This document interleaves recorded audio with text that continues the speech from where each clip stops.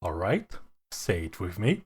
Half-cycle forward, quarter-cycle back, Dragon Punch, Hadouken, Sonic Boom, yada yada, you know how it goes. That being said, get ready for the next battle. The winds fan the flame of a warrior's heart. It's fighting games on the Music Arcade. Duel 25. Let's rock!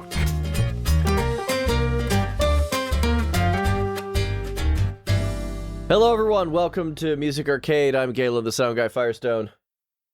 I'm Ranakel. And I am Eddie, and I can confirm as a Brazilian that I am a really big green hairy beast that projects electricity at others. Oh, no wonder Yeah, you I have think so it's many a technical level difficulties. That explains so much. Yeah, there's a reason we don't do this with webcams. Yeah, besides you don't want to accidentally charge for too long and blunk a ball into the screen. Well, if you guys haven't figured it out right now, we're doing fighting games. So look behind the curtain. I don't actually play that many fighting games, but I do have kind of a, back of my head deep respect for the genre. I do play them on occasion. I like them. You guys have a lot more experience than I do, though, by the sounds of it.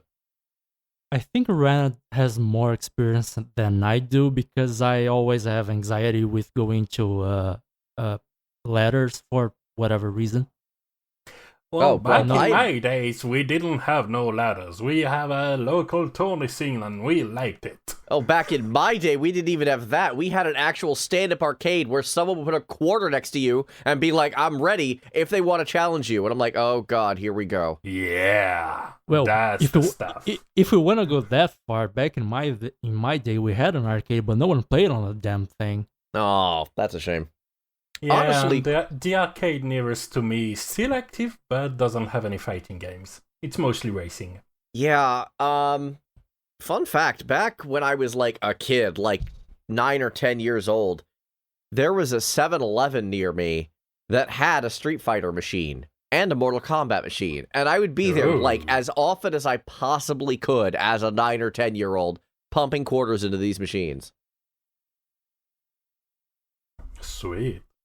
So I'm rather used to I'm rather used to the olden arcade days. There was also a burger joint that had a Street Fighter machine, but actually I still eat at because they have really good patty melts. So this is not relevant, but they no longer have the arcade machine. It makes me less happy with them. Yeah. God, I remember those days where you'd have the Pizza Hut with the Samurai Showdown machine in it. Oh god, I remember that now. I'd forgotten about that, so I started bringing this topic up. Oh boy. Oh. I can't say I ever got close to experiencing that. I think that's more common in the US and Japan. It's more common in the US 20 years ago. It's definitely not a thing now. Yeah.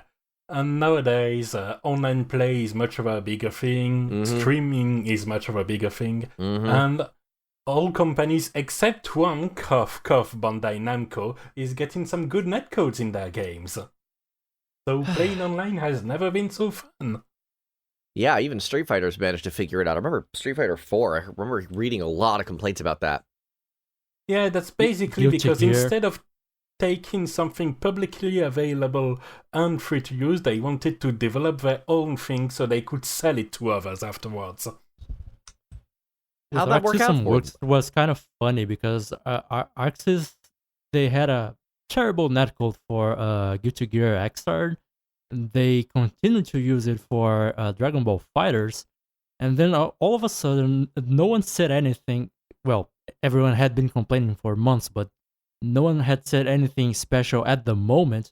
Suddenly they went, okay, we're testing this with Guilty Gear X, the old game that no one plays very much anymore. Everyone wait a minute, what you're doing with, oh my god. And suddenly that game had a spike of thousands of users on Steam because they were doing a better testing. Correction. For Dragon Ball Fighters, it is developed by Arc System Games, but it is published by Bandai Namco. Which is why my original complaint still stands for this one. It does. And Namco that Two hurts companies me at because fault. my favorite series is from them, but That's getting a bit too much into the weeds before we've even talked about a single music. Right? What happened here? We're talking about netcode. I'm not smart enough to handle this conversation. I live in a small town that has 2,300 inhabitants. I need good internet stuff to be able to play consistently. Someone call Maximilian Dude to continue the conversation about netcode. Yeah, I mean, it's just one company. How hard can it be to pressure them? We need to talk about music now. Yes, let's music. So, one of the main driving force for the theme of this episode is the impending release of King of Fighters 15. So, I wanted to open with a track that both comes from King of Fighters 14 and also is very, very metal to bridge to last episode, which I wasn't attending. Yeah, but that does kind of bring up a point. Like, fighting games often have a very rockin' soundtrack to get you hyped and into it. Very much like Dynasty Warriors, which we discussed last week as well. Yeah, exactly. It's short in bursts, it's a fight, it's perfect for that genre. Yeah. Heavy metal does often go really well together with the idea of punching someone in the face. Very true, very true. Yeah, you're not wrong there. Yeah, you know what? We were talking last week about renting games from Blockbuster. You know what game I rented from Blockbuster a lot? Fatal Fury 2. No. You know who I remember from that game? These two guys. Rana, take it away.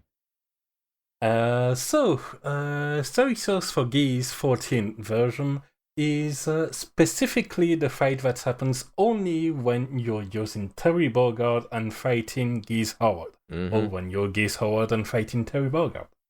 Because these two come from Fatal Fury and have a bit of a history, so much so that in the Fatal Fury continuity, Geese is technically dead, but it's a different continuity than in the King of Fighters series. Which means they can still punch each other to that kind of track. And people say Nintendo has weird timelines. And the deepest lore. But yeah, that really brings that rivalry to a boiling point, and it's really intense. And although it is specifically in the game's context about these two characters fighting, it's mostly Geese's theme, due to his nature as an old boss. Right. If you're the boss, you're the one the others come to. And coming to him just works very well, given that he has not only a personal presence, but a whole atmosphere, what with him being an overly rich, somewhat cruel weeb with enough power to not be told he is one. Yeah, that is the ultimate power right there, to just not give a crap. Exactly. Sure, I will have a dojo without safety railings on the 71st floor of my building in Southtown. Why not? Yeah, exactly. How else are you going to throw off someone out of it? Oh, wait. Whoops. What anyway, could that's go wrong? Spoiler, that's how Geese dies in Fatal Fury. And there's this intensity to it, this burst nature, there's this high speed. The guitar goes very hard on this one. It's the kind of tracks you can add some growls and it would work just as fine. This track alone is goes almost harder than half our previous episode. It really does. I really like this track. I was very pleasantly surprised by this one. It's got a great intro, some solid riffs, cool melody line, it all just works.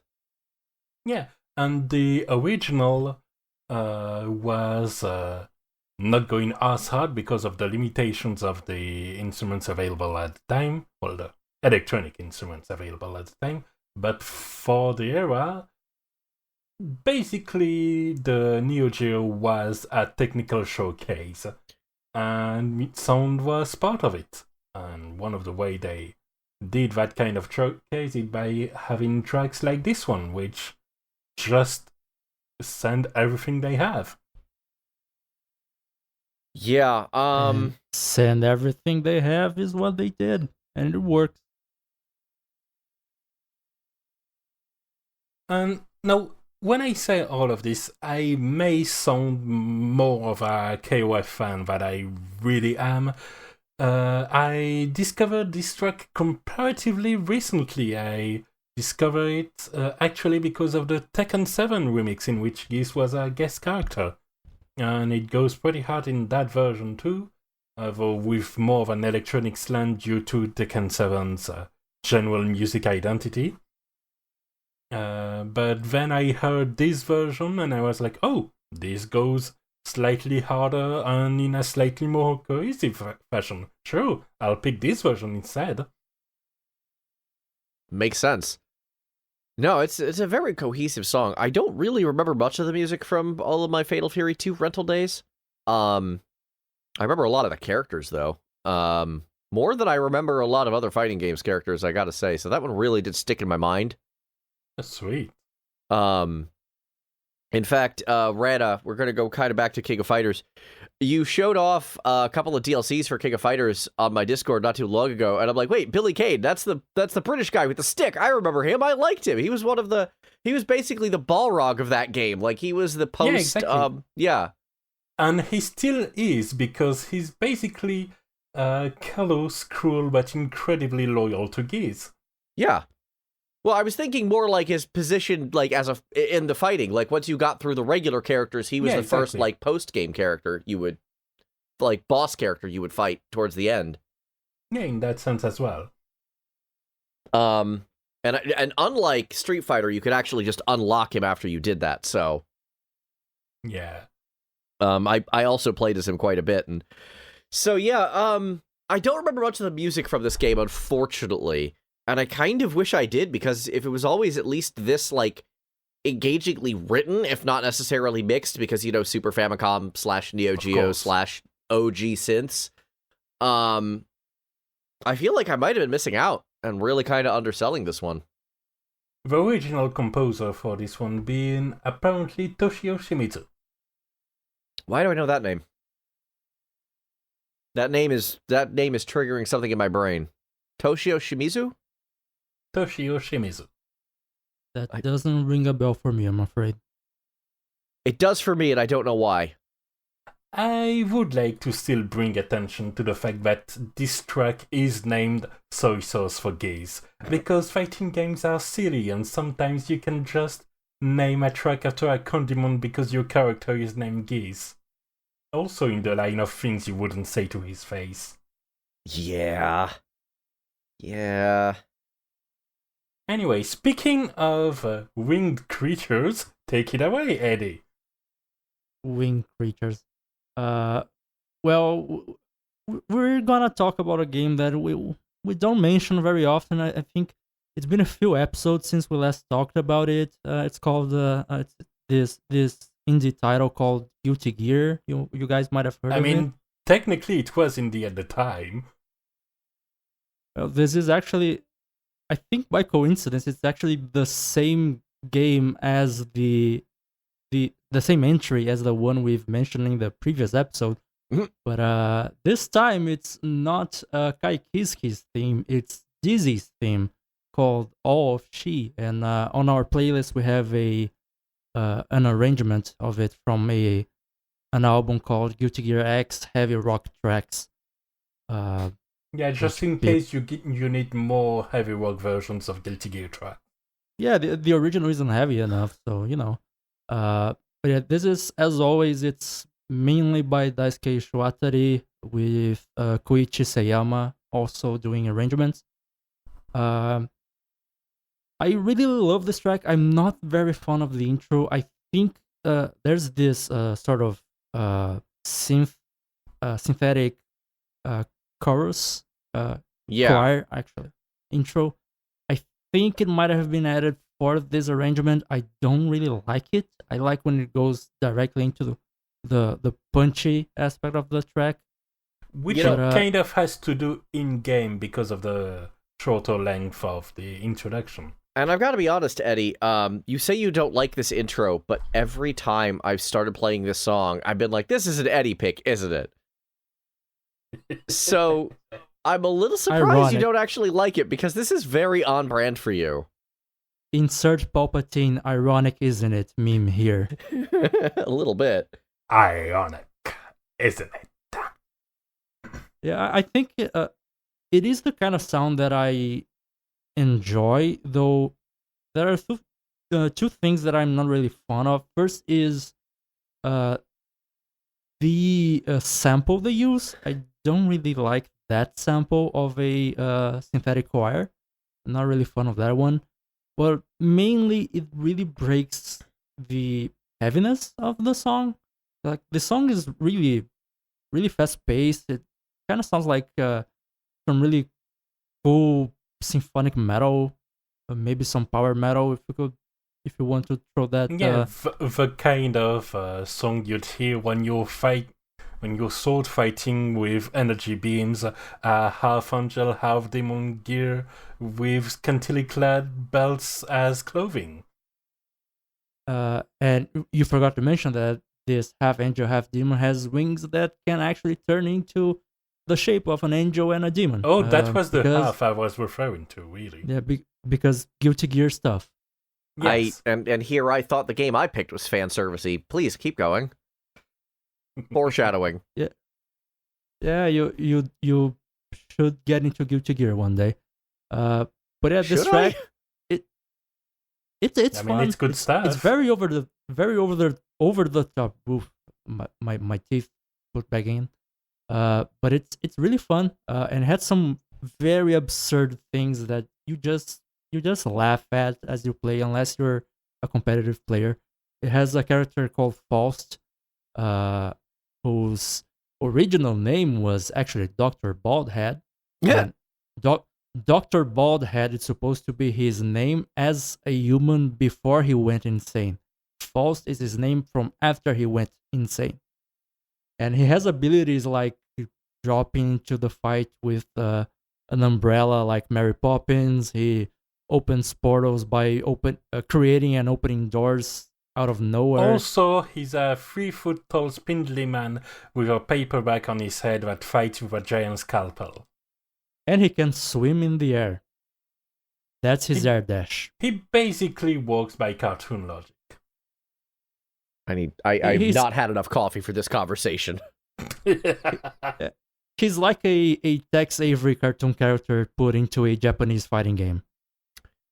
But that's not the character we're talking about here. No, this let's is get back Dizzy. to the song, the not quite gothic heavy metal song that's totally an Eddie pick. It is totally a me pick, even without that intro. Yes, and I love it. I love it. It really fits the character, because the character, I think it's, if I recall correctly, it's been a while since I last played it, but if I recall correctly, she actually floats rather than standing on the ground. So it has that sort of divine vibe to it, which the track has with the harpsichord, the synthetic harpsichord.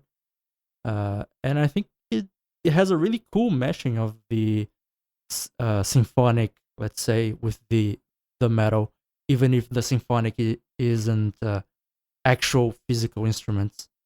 No, that's good. That's an aerial character, which has this heavy part and this light part, clashing aspects of light and darkness, holy and evil. That describes the character to a T. Plus, it's metal because Daisuke is Ishiwatari. Yes, Yeah. and it is a Guilty Gear character.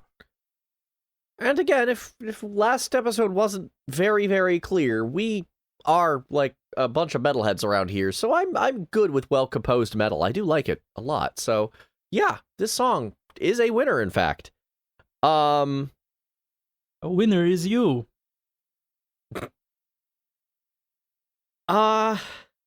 You know what hasn't really been a winner in fighting game circuits? Dead or Alive. And there's a whole lot of reasons for this. For one thing, this franchise has a real identity crisis. I just want to point out that you talked about the other character being fan servicey. Here we are. Yeah, that was kind of my point. Because this game, like, you kind of hit on the main problem. This game doesn't really know whether it wants to be she kicks high or I'm a fighter.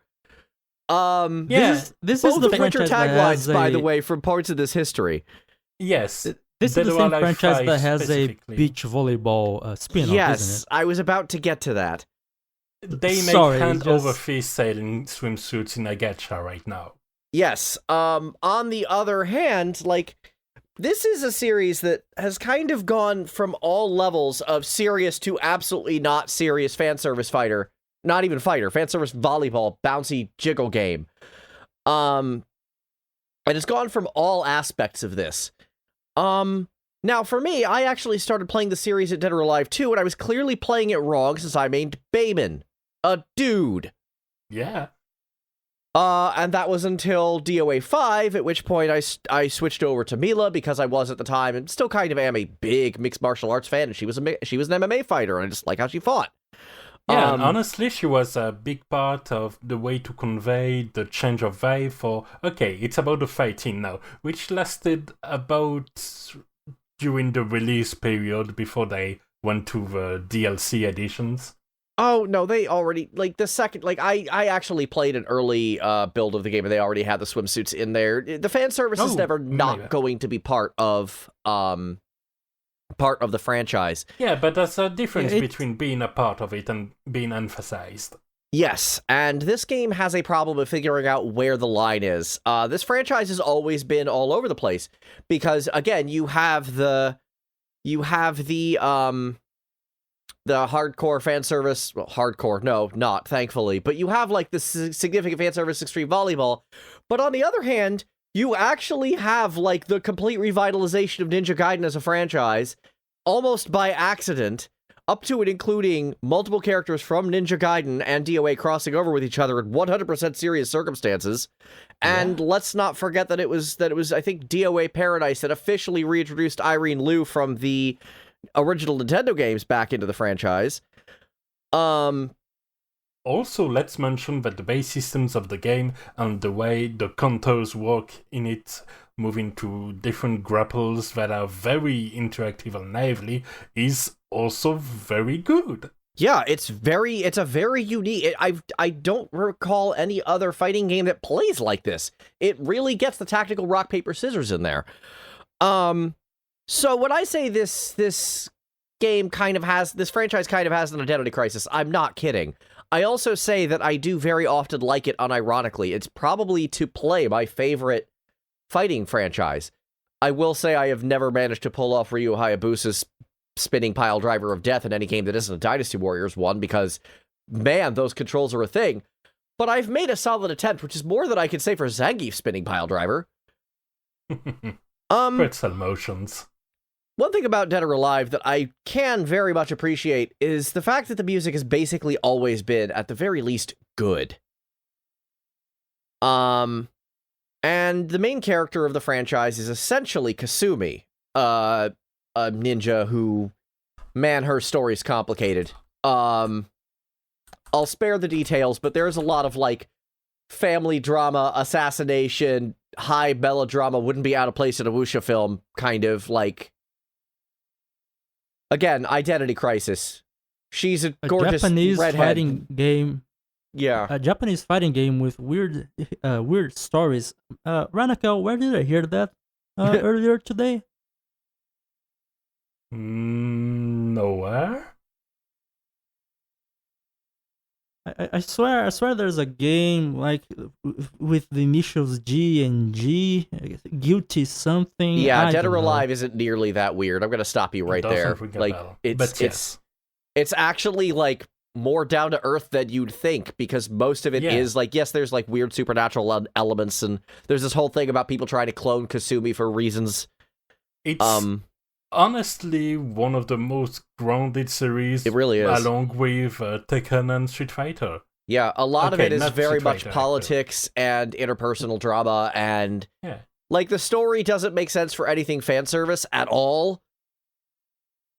But then the game relies on the fan service. And I keep bringing this up because I'm one of these guys who kind of wants to take this franchise seriously because I enjoy how it plays and because the music is good and Kasumi's theme is great. Yeah. I'm more of a Helena's theme personally, but Understandable. It's very good as well.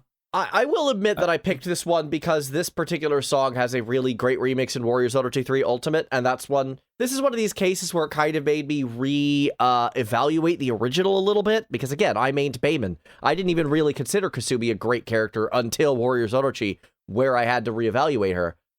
Yeah, and like, it can certainly, you can see it can certainly take a reevaluation for these tracks or the one I mentioned, because it's very busy compositions, honestly. It's a very busy composition. There's a lot going on, and the Warriors version actually gets more busy because it adds a far more significant guitar riff. This version is actually kind of guitar light, especially compared to the first two tracks we talked about. It's, it's got a little bit of rhythm guitar there, but for the most part, this is a flute-driven track, which makes sense for a Japanese character. Yeah, it really goes for that drama aspect that you mentioned, which kind of fits Japanese theater and all that. It really doesn't... The guitar is there, but it isn't the focus. The focus is very much Japanese sounds. Yeah, which, again, makes sense. Ninja. Exactly. Ninja, in a team even. Did Team Ninja actually work on this, or were they just Ninja Gaiden? I mean, they could have worked on it in theory. Hey! Damn, Rana. Anyway, that's it for the, what? Is it the second pun of the day? Just the second? I think we're a few more in than that. He's just gotten good at hiding them, or we've gotten good at ignoring them. And that's the same with my low sweeps during a fight. I fight like a pun. Nice. No, I really like this melody line. And again, it wasn't until the Mook murder aspect of her happened, and let me tell you, Warriors Odochi played her 100% straight. Like they actually did play into the fan service a little bit with her sister Ayane, not Kasumi. Kasumi got the straight drama treatment in Warriors Odochi, and man, it was good. I even remember the stage was awesome. Oh, the stage was so good, and it was playing this music, the remix of it, which was more guitar-driven, but still had the flute lead. So yeah, I will admit I'm cheating slightly on this one, but I'm not cheating for any reasons of, like, I'm trying to kind of shine a light on what DOA does right, and when it's not leaning into fan service, how good it can actually be. Unfortunately, between both the fans and the developers, that's not the version they want. And that makes me a little sad. Because Dead or Alive does things only Dead or Alive does. Yeah. Which unfortunately leads to a circumstance where, when for the first time ever, Kasumi actually dresses like a ninja in Dead or Alive 6, people complained because she didn't look as hot, which I think is stupid, but, they're dumb. Yes. It is very stupid. It was an incredibly Kasumi outfit. And it was still hot in its way. It was, right? Like, I'm sorry, I don't want to kind of get into this. That's the dumbest part of it. Yeah, how thirsty is this fandom? And it just bothers me because there's so much to enjoy here on the merits. If only you could 1v1 one from their internet comments. That'd be... If I could actually, put schmucks like that in their place, I would actually make a serious attempt to learn how to play a lot better than I have. Yeah, no kidding. You two, please add a add to match button to each comment. Yeah. No, I just have to be honest here. I think this song is really good. I think it's very endemic of what the series is actually good at when it tries to be good. I think that DOA 5 had a really good, dark, twisty, borderline soap opera story, that really just worked. I didn't play 6, unfortunately. I'm tempted to, but I didn't get into it. I remember there were some problems with the PC version. I don't remember what those were off the top of my head. Me neither. Yeah, I don't know. I feel kind of guilty for defending this series as much as I do. Yeah, see, you're doing puns too. I wasn't punning there. I'm trying to be serious here for a minute. I know. And I feel like I'm kind of leaning into, like, I try not to be the fan service guy, and here I am talking about an extremely fan servicey game that's good when having nothing to do with fan service. So, like, again, when Dead or Alive tries, its character designs are really on point. But that's the problem, is that half of the team really wants to try really hard and helped revitalize Ninja Gaiden, creating the Ninja Gaiden trilogy, which I still need to replay now that that's on Steam. A bunch of Dynasty Warriors crossovers that fit shockingly well. And then the other half of the team wants Jiggly Volleyball and ski, jet ski game. And annoyingly, right now, they're the ones making the money. Unfortunately, which also shows where this game's fandom is at. I'll say right now, I don't think that's going away anytime soon, sadly. Whatever, I'm done talking about this. Sweet. This went way off the rails. Alright, then let's get back on the rails with I'm Back to Rise. Well, you want to talk off the rails. This is not something I thought Mick Gordon would do. I love it, but this is weird. Yeah. That, even more than the themes we've mentioned before, is a character theme in big bold letters. The tone, the pace, that's some hardcore gym fuels right there. And I actually used it as that. It's in my workout playlist, even though I haven't opened it in a while. Anyway, that really gives the feel of a training montage all throughout. And then you pay attention to the lyrics, and that's more or less what it's about. It states not only the general feel of the character, TJ Combo from Killer Instinct, but also where he's at this point of the story on the KI from 2015, I want to say? Around there. The one on Xbox. Where he is starting from his old boxing glory days to the time in KI2 where he got bionic arms to become essentially an Ultratech advertising scheme before this point where he returned to having fleshy arms and training the hard way and just being thirsty for a big old win to prove himself, mostly for himself. And that kind of struggle, that kind of hustle to get back to a certain level is something that speaks on a meta level as well. And then, of course, we have the implementation in-game, which is notable because that's Killer Instinct. And it's not just there's a theme, and it goes a bit different when you're at low life or in the last round, so things are heating up. We have song phrases that alternate depending on who's in the lead, how good your combos are, if you use your shadow resources, if you're getting combo breakers in. So as a result, the song in this version that's on Mick Gordon's channel both is and isn't in the game. Okay. Yeah, unfortunately I can't comment on the mixing because I've never played this version of Killer Instinct. I did play the Super Nintendo version quite a bit. Again, I was really into this genre as a kid. Unfortunately, I have not been into it as much. Spoiler alert, we will talk about the Super Nintendo version in a bit. We will, and I can't wait. Anyway, I wasn't the one to pick that either, so thank you guys for giving me this blast from my past.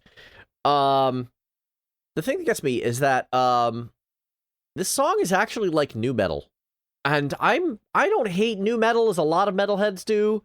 Like, I'm not really like into it, but I'm not going to pretend that I wasn't jamming out at the Summer Sanitarium tour in 1999, where you had Metallica, Korn, Kid Rock, Power Man 5000, and System of a Down. We were all young. We were all young, and I still look at that concert as one of my first, like, huge concerts, and yeah, I don't hate Korn. I don't really listen to them anymore. They're not my style, but I'm not like, I didn't turn against them like a lot of kids did after the 2000s ended. I even remember being a young'un and listening to Limp Bizkit unironically. Same. I'll admit it. I had bad taste back then. They are bad. And They are actually bad. There's like one or two songs of theirs I still kind of jam with, but for the most part, yeah, they were really overrated, and Fred Durst is a weak MC. But so yeah, Anyway, this you were song. saying? This song is definitely more of a definitely more of that new metal vibe. I really like this featured rapper though. This guy's good. Who is this Omega dude? Sparx. I don't know much of his other works, but I do know how Mick Gordon recruited him thanks to a string of Killer Instinct making of documentaries. And basically, while needing to compose the theme, he was searching for someone to sing the track and didn't have any idea. And eventually, he was watching a tournament which had Omega Sparx performing some tracks either between the rounds or at the end of the finals, and was like, yep, that's the kind of guy I want, and that's the kind of story I want, because his track was also about more of the meta level of training and fighting and trying to prevail. So he felt that there was an understanding that would make that track feel real. And I'd say he landed pretty good. That's very fitting. Yeah, I think that is a very cool story, and honestly, I think that's actually like, that's a good point. Like, that's the best way to recruit. Like, you already know the guy's into the genre, and you already know the guy is like available for it and has the sound you want. Yeah. Like, no, that's actually awesome. I love every part of that. And he is very good. I'm not much of a hip hop fan, but I might actually try to track this dude down, because this is good stuff. Omega Sparx with an X. Yeah. Because of course. Yeah. Shocking. Yeah, I was listening to the track earlier, and I was surprised at how much I enjoyed it, because it's basically a mixture of two genres that I don't usually enjoy, which are nu metal, and I would say it has elements of Christ, I'm blanking on the term now. I had it on the tip of my tongue earlier. Skrillex, what's his genre? Dubstep. Dubstep. Yeah, I'll retake that. I was surprised with how much I enjoyed it, because it sounds kind of like a mixture of two genres I don't enjoy very much. One of them being nu metal, which Galen mentioned, and the other, I would say, has elements of dubstep, and they actually work together really well in this track, and it's really, really fun and really energetic. Yeah, which makes sense because you have the fighting games in general and Killer Instinct general feel of something that's metal because of all the fighting, but you also have the street level of some hip hop, and then you also have the futuristic level because of Ultratech and the setting as a whole, which introduces more electronic elements as well, and it's very well thought out overall. Yeah. I think it's also the second time in our podcast that we've brought up Mick Gordon with a track that wasn't gent, and most people just know him from his gent tracks from Doom.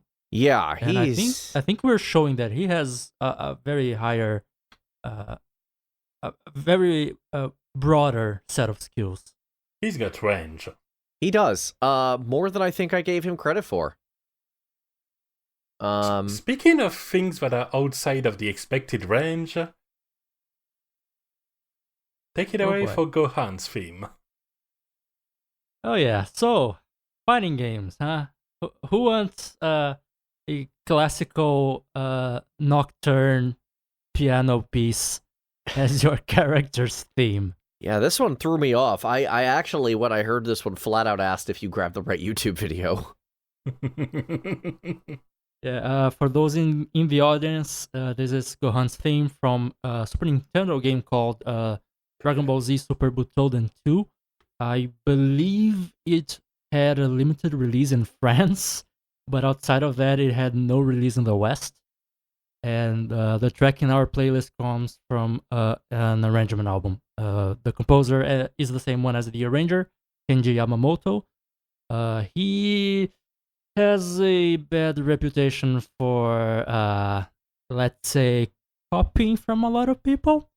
But this track, I think this one is original, even though we were talking earlier. It sounds a lot like something Chopin would compose. But, but it's fine to have inspirations.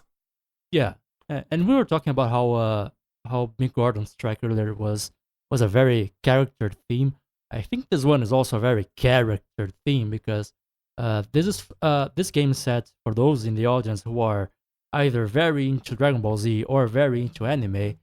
This is from the Cell Saga, and this version of Gohan is the version that fights Cell at the end of the saga. So he has that very strong, tranquil fury to his personality. Yeah, that's really fits this track. That's interesting because the kind of themes that would break from the norm would usually be a boss theme.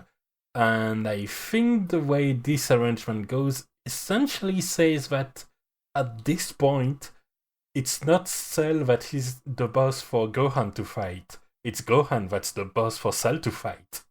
A little bit. That fits with the plot of the anime, actually, to the point that Goku dies because Gohan is being too sort of he's taking too much pleasure in making himself feel pain.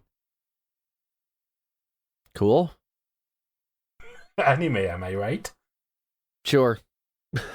Man, I don't know. Thank God Dragon Ball wasn't one of the animes picked up by 4Kids.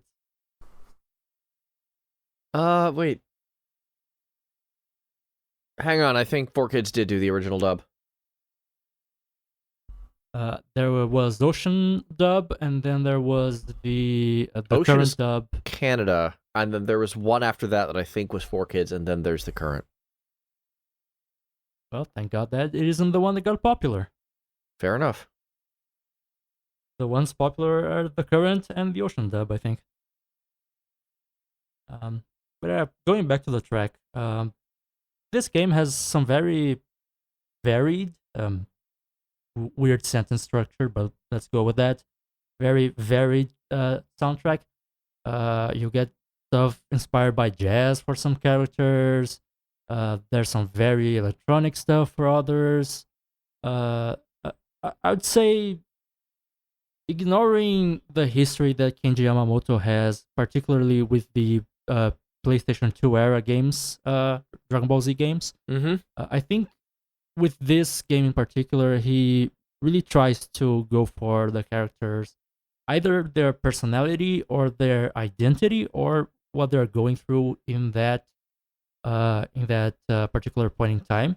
Another example that I was considering bringing up was Vegeta's track, which in the arranged album has this bit where there's just a voice in the background going, "Let's go," and then there's a guitar riff, and Vegeta at this point in time has that personality where he's very sure of himself, he's very cocky, and right.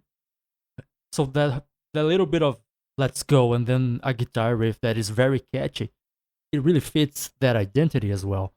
But Gohan's theme, I think it's the, at least to me, the biggest example of a character theme in a fighting game that really is made for that character. It wouldn't have fit anyone else.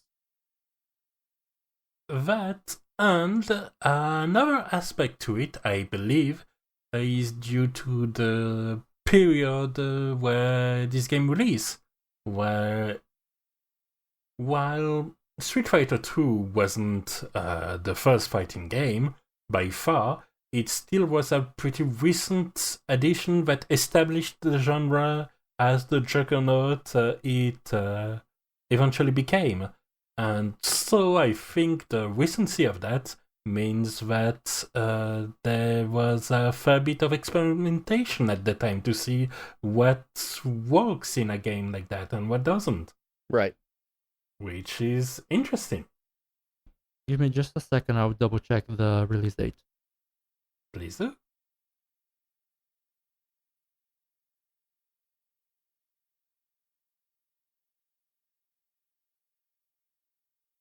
Yeah, this came almost 3 years after Street Fighter 2. Development cycles are long. Yeah, it's I would say that at the time, game development didn't evolve as quickly as today. So it being released 3 years after Street Fighter 2, means they weren't catching up yet to the new hotness, let's say, in the market. And this Yeah, game and doesn't really besides- do combos like Street Fighter does. Yeah, and it's being it's an anime adaptation as well. So it's got some truly unique circumstances. And I'm glad it can be heard musically as well. And I'm happy that a piano piece managed to fit into a fighting game as someone who's very much into the piano. So we've talked about like some of the classics, but we should probably talk about like the classic. Like we've danced around this for a while now, but guys, Street Fighter 2. Actually, we call that footsies. Do we now? I don't think we do. Yeah. Okay, I do, and I most of the got it. fighting game community do. Don't worry about it. It means spacing. Oh, okay, cool, fine. I'm out of coffee. Darn it. Street Fighter 2. Street Fighter 2. To this day, my favorite Yoko Shimomura soundtrack. You know how much I gush about her, like, constantly, but, like, man. We haven't noticed. Yeah, right? This music is iconic. It's just... Having done so much work so far back is just incredible. Really is. She has had, like, probably the most consistently awesome career of any composer. I don't think I've ever heard her turn in a bad song. Like, we talked about shelf life for fighting games. That's shelf life for fighting games and a half. Yeah, that's what, 30 And- years now that game is still going? And I'm not just talking about the influence and the derivatives. I went to some convention floor like 4 or 5 years ago with a friend, and there was just in this remote corner this CRT with 2 pads on Street Fighter 2, and we were like, yeah, let's do it, let's go! Right? And I it was feel still like an fun. actual remake of Street Fighter 2 came out on like the Switch or the Wii U or something not too long ago. It came on Steam as well, I think. And maybe on the PlayStation family systems. But yes, there was a Street Fighter 2 HD. that came Yeah. out. Like they're still redoing Street Fighter 2. And the music kind of plays into that. And Shimomura did all of the original 12 tracks except Sagat. Someone else did Sagat, but she did everything else. I still don't know if she did the New Warriors, if she did Cammy and DJ and all of them. Cammy sounds like her, so I'm kind of thinking she did, but I don't have confirmation on that one way or the other.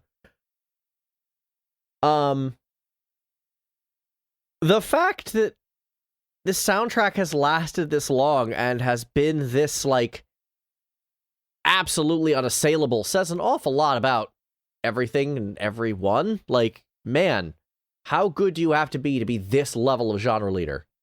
And she basically established what a fighting game soundtrack should be. Right. And that's kind of carried through for approximately eternity. Like, Yeah. last week we No. were talking about, or last episode we were talking about genre leaders and how Dynasty Warriors kind of defined hack and slash music essentially throughout everything. This is a very similar situation for Yeah. fighting games. Like not a lot of fighting games go against the idea that a character has a stage which has a music. Yep. And they all do a common package. Yeah. I mean, not just that, but the track we're talking about, which is Ken's theme, it's very hard rock-ish, even though they didn't have actual instruments in the Super Nintendo era. No, And I but don't you think- get the picture. Yeah, you do. And I don't think we would have heard so much hard rock in fighting games if the biggest trendsetter in the genre hadn't done it. We probably would have a lot of it because, as we mentioned before, heavy metal goes well with punching people in the face. Yeah, it just sort of works. I don't think it would have been so ubiquitous if it wasn't just pretty much the main vibe that Street Fighter 2 had, especially with the most iconic themes. Even though other stages have other vibes as well. Yeah. But as much as I like the heavy industrial theme of Zangief's theme, for instance, my heart still goes to game themes first. Yeah, well, I mean, I will admit my favorite version of Zangief's theme is actually very jazzy from Street Fighter 4, so, like, that would actually have me dancing in my chair. I tell that story a lot, and I'm pretty sure I've used that exact song on the show before. That said, yeah, we are talking about Ken here. And remember how I said that this soundtrack may be my favorite Shimomura soundtrack? This is definitely my favorite of her songs. God, I love this song so much. It just starts hard and just keeps going, but it's so melodically driven. Like, the guitar is at the center stage more than most guitar tracks. Yeah. And I keep using that word today, but I will use it again. It's very energetic. It is. Especially for the Super Nintendo. Oh, yeah. Capcom was really good at that. Between that and Mega Man X, like, they knew how to bring the energy in the Super Famicom, Super Nintendo era. Like, they knew the right pads to use and the right mixing to use to really do things that no one else kind of could. And,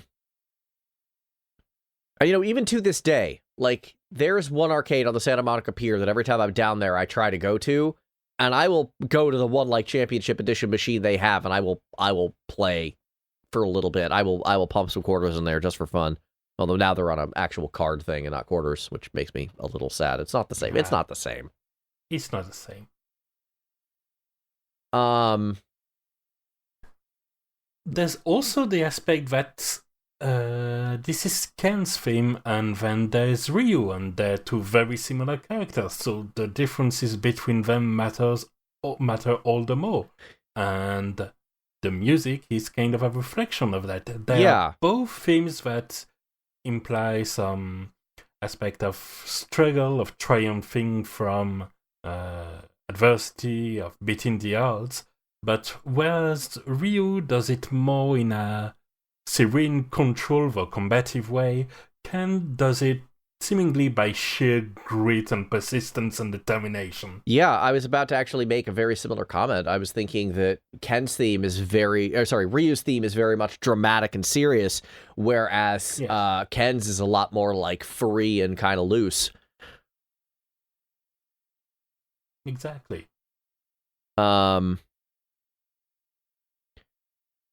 And it's hard to just state how iconic, not even iconic, just how influential this song is to me as a listener. Like, even back then, like, I know everyone memes on Guile's theme, and that is truly an excellent piece of music. But this is always the song that's stuck in my head as, like, this is the quintessential fighter right here. You hear this, you are ready to go. So that's always been kind of the yardstick to which I compare absolutely everything in this genre too, on some level or another. Like, if not compositionally, then at the very least vibe-wise. Does it carry the vibe? That's high praise right there. Yeah. I mean, it's Street Fighter 2. Like, it's putting it almost mildly to call it one of the most influential and highly regarded video games of all time. Yeah. Not hyperbole. No, it isn't. So what about this song in particular? I don't know. What not about it? It's just a great piece of music. I mean, the whole soundtrack is great, but this one is really just like, you get it in your bones. Other tracks do some things better. This track just rocks the hardest. It does. That's the end of it. And it's not like Street Fighter isn't an incredibly diverse soundtrack. Like, let's be honest here. Like, yeah, you have the rock tracks. You have, like, then modern, like, then modern You're like gonna want EDM for to. Balrog. You have like the big sweeping thing for M. Bison. You have the almost flamenco track from Vega's theme, which she then remixed herself for Smash, and man, does that What sound an incredible. It's incredible. I almost picked that one, but I have another Smash song later that I'm going to be talking about, so I decided against it. When in doubt, just go with the classic, and that's Ken's theme. And Ken's theme is truly one of the greatest video game tracks of all time. Maybe not compositionally, but just in terms of what it is, what it represents, what it means, and how it influenced what came after. And in a very direct way, what came after it is Street Fighter 3. Well, there was Alpha first, but... There was also came like after 18 iterations of 2 first. Let's just be clear. I with was that. about to say we're forgetting about Street Fighter 2 Turbo. yeah, and even Street Fighter 3, there were 3 of them, which is why the most popular one at this point is called First Strike. It was Street Fighter 3 3. This is the only God Street bless Fighter I outright Capcom. missed. I don't think I've played a single moment of any of the 3s, except one time at an arcade briefly in, not even a real arcade, just a stand-up machine at a game store I used to hang out in. I haven't played 3 either. Okay. I haven't either, but I am not really a Street Fighter follower, so... Whoops. But having listened to it some more, it definitely decided to go for a very different tone, to try to reestablish itself in some new aspect, which is part of why it has so many characters that weren't in the previous one, Yep. and so many of the Street Fighter 2 mainstays that are missing from this one, Yep. because it's a different era, and it's a different music tone as a result, which is much more cool and collected in a way. Yeah, it's a lot more jazz and hip-hop influenced, which I think fits the times. Yeah, exactly. It's essentially chill beats to punch someone to. Second time we got to make that joke work. And it still is very good. Yep. The joke Not that to keeps on toot my giving. own heart. Yeah, in a way, it's kind of informed by the fighting games that exists between Street Fighter 2's original release and this point, and kind of acknowledges its the evolution, the development, the popularity, and for this track, the universe around it.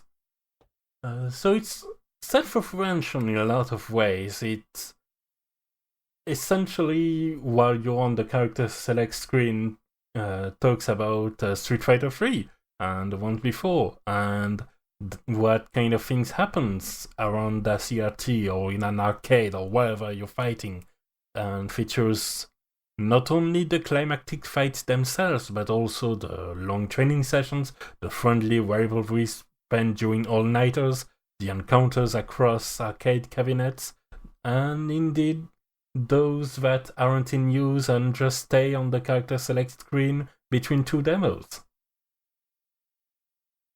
It's a celebration of fighting games in my way. okay. I wasn't able to get that opinion necessarily from it. Then again, I mean, what do I know? I didn't play this one.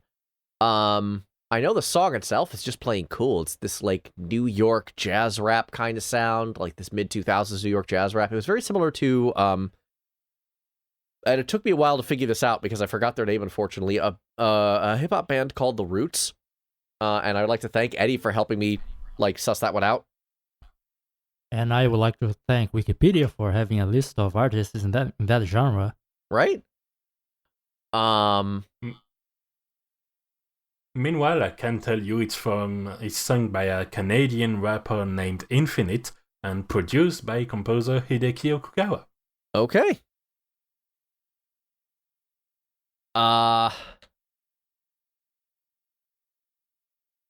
Yeah, I'm digging this one. This one's a jam. Like, I'm not the biggest Yeah. hip-hop fan, but this episode in particular has got me thinking about hip-hop more than usual. And yeah, this one works. It's kind of weird for a character select screen though. Like apparently this is character select music you picked. That is character select music, and the lyrics make that very clear. I didn't listen to it closely enough to hear the lyrics, unfortunately, so I don't really have much of a comment about that.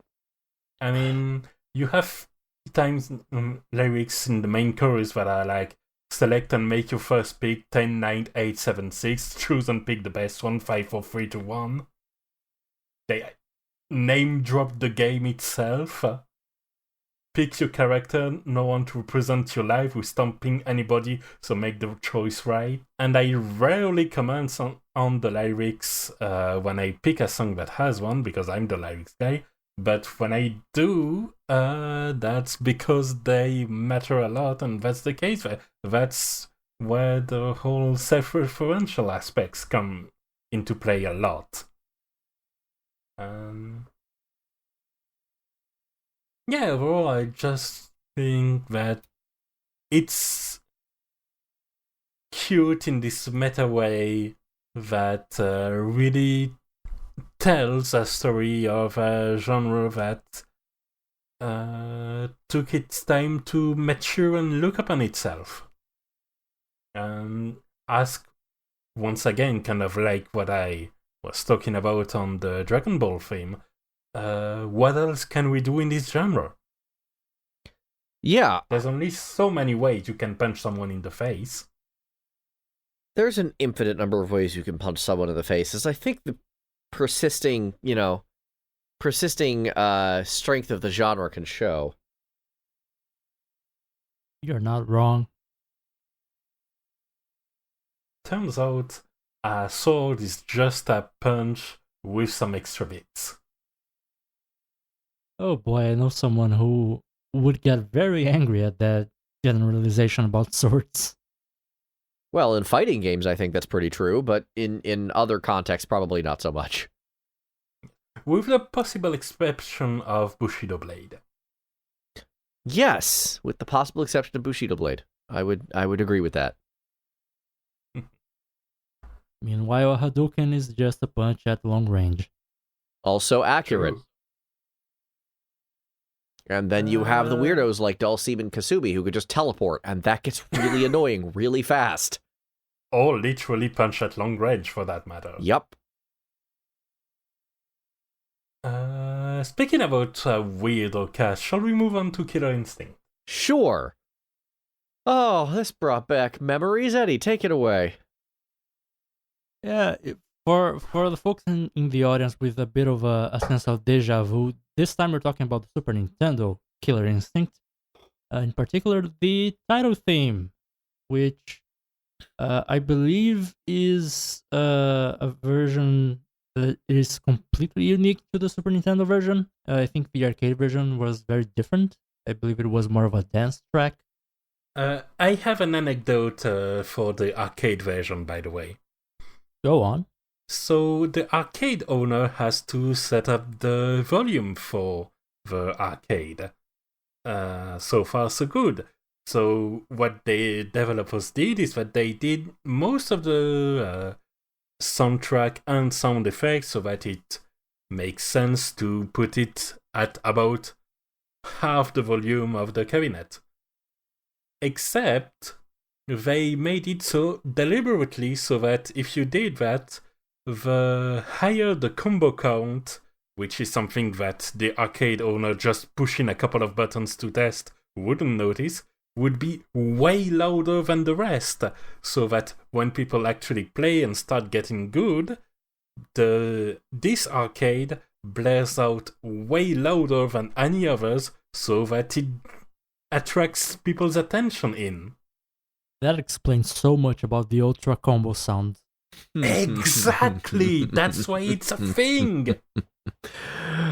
Oh, and once again, we find ourselves accidentally stumbling upon the power of mixing. Yeah! Mixing is important, yo. It is. It is. It's why guys like me get paid to do it. Because you do it right, and it will make or break just about anything. And it's why you're the one editing the podcast, not me or Rana. Admittedly, I'm not the most, like, thorough when it comes to podcast editing, but yes. At any rate, the Killer Instinct track. Man, this one's good. So, yeah, this is more of a traditional, theme, like, what you think of. It's got, like, this just industrial hard vibe that's just really cool. Yeah, I think the arcade is a dance track, as I said, but the Super Nintendo version it's pretty much like the themes from the industry stages from Donkey Kong Country 3, but turned up to 11. It is the same composer after all, Robin Beanland. And it's really, really good. It even uses some of the same instrumentation, some of the same samples, especially for the guitar, it's the same sound. And it's awesome. In the playlist also is a cover. Because apparently for someone who usually doesn't bring arrangements, I am the arrangement guy today. But yeah, I have a cover. We have a cover on the playlist from a guy. Sadly, he doesn't make videos anymore. From what I understand, he's now a DJ, professional DJ. But on YouTube, he used to go by Leonard Alsing. He goes by Anton Norling now, and he made the already very sort of industrial metal-ish opening track to Killer Instinct even more metal. Yeah, I saw that remix and I'm like, that is cool. I will say I did not like his video intro and I thought that was part of the track. I know that's not really related to it, but we did have a moment like that last week where we talked about, or maybe not last week, where we talked about in the overworld theme, Skygate had that like minute-long other song stapled to it. Yeah, I was the one confused at that time.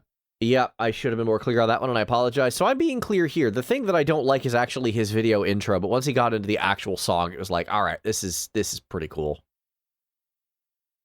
It's a very good encounter of like this industrial sound, that mechanical rhythm, you could say, and also the main line that's, I want to say, aggressively 90s. It is aggressively Is that a fair 90s. statement? It is aggressively 90s. You're not wrong. Good, glad we're on the same page. But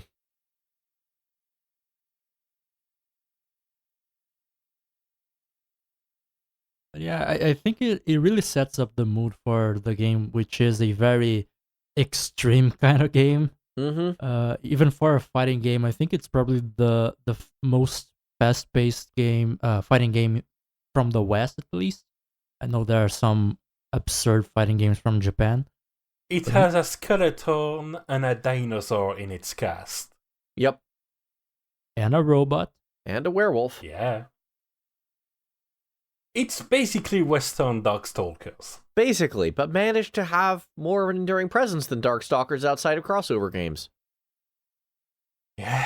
Like, I'm pretty sure everyone just knows Morrigan from Marvel vs. Capcom now, and not, like, her own series, and that makes me really sad. Pretty much. Yeah, especially since for a lot of iterations, they just used a sprite that was half a generation outdated. Mm-hmm. Mm-hmm. But that's beside the point. Yeah, moving on. Yeah, it basically is Western Darkstalkers, just way more combo-oriented. I used to be able to pull off Cinder's ultimate combo. Like, that's just the infinite.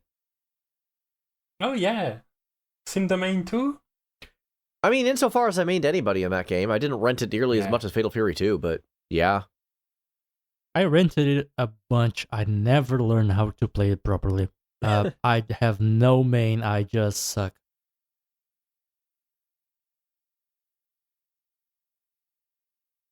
What doesn't Developing suck, and however, is learning the music. and going from button mashing to actually doing things you want to do is such a good feeling. Mm-hmm. I don't know. I've never managed to pull that one off in a fighting game. I can do a Shoryuken inconsistently, and that's about as good as I've gotten. I can show you.